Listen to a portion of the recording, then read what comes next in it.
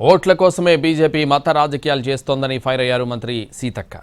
ఆ పార్టీ నిజస్వరూపాన్ని ప్రజలు గుర్తించాలన్నారు. అధికారం కోసమే కవిత దీక్ష పేరుతో డ్రామా చేస్తోందని విమర్శించారు ఆమె.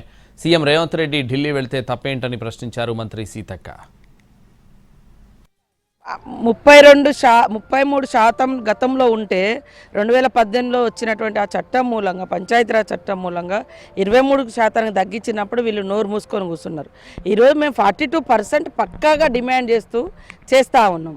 అది ఆనాడు ఏ కులాలు అయితే ఉన్నాయో ఈనాడు కూడా అదే స్థాయిలో ఆ కులాలన్నీ ఆ వర్గాలన్నీ కలుపుకొని 42%. అందుకనే మతము అని మీరు కేవలం ఓట్ల కోసం మత రాజకీయాలు, కుల రాజకీయాలు తప్ప ఏ కులానికి మీరేం చేసిందే, హిందువులకైనా ఉట్టిగా పుణ్యానికి ఎక్కడైనా గుడి కట్టించినవా, లేకుంటే బడి కట్టించినవా, కనీసం అగరబత్తికైనా జీఎస్టీ లేకుండా ఇచ్చిరానే వీళ్ళు.